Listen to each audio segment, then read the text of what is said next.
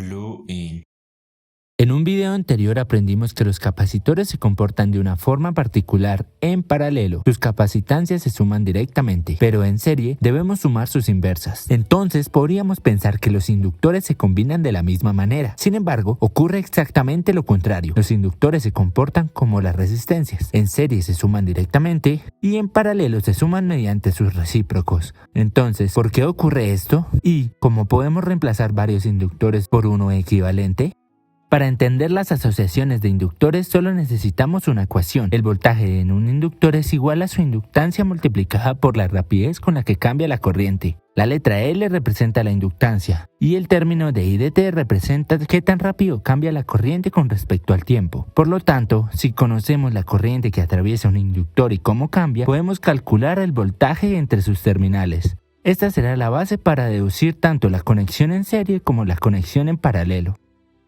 Comencemos con dos inductores conectados en serie. En esta configuración solo existe un cambio para la corriente, por lo tanto, la misma corriente I sub T atraviesa ambos inductores. Esto también significa que la rapidez con la que cambia la corriente es exactamente la misma para los dos. Lo que sí puede ser diferente es el voltaje desarrollado por cada inductor. El primer inductor tiene una tensión V sub 1, el segundo inductor tiene una tensión V sub 2. Como están conectados en serie, aplicamos la ley de voltaje de Kirchhoff. El voltaje total es igual a la suma de los voltajes individuales. Ahora utilizamos la relación fundamental del inductor. Para el primero, el voltaje 1 va a ser igual a la inductancia 1 por dI de T, y para el segundo, el voltaje 2 va a ser igual a la inductancia 2 por dI de T.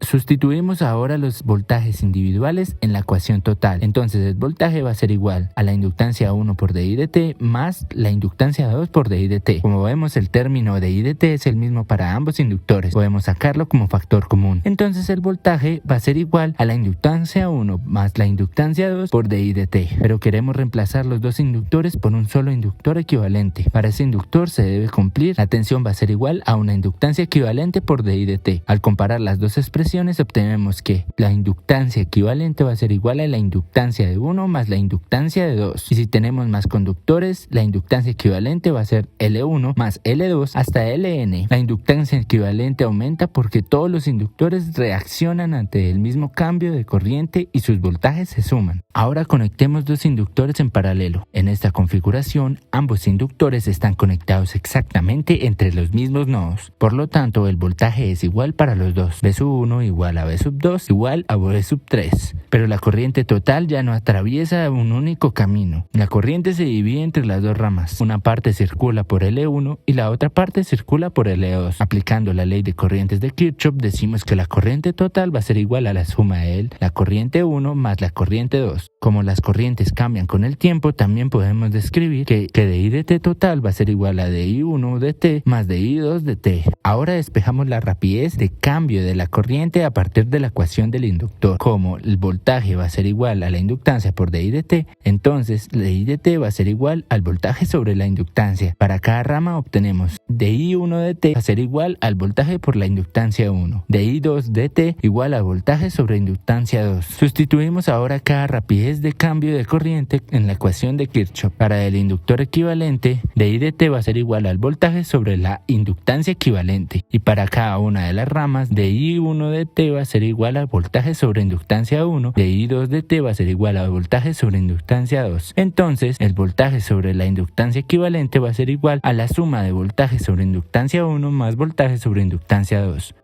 Como el voltaje es el mismo en todos los términos, podemos cancelarlo. Finalmente obtenemos que 1 sobre la inductancia equivalente va a ser igual a 1 sobre inductancia 1 más 1 sobre inductancia 2. Y para cualquier número de inductores, 1 sobre inductancia equivalente igual a 1 sobre inductancia 1 más 1 sobre inductancia 2 hasta 1 sobre inductancia n.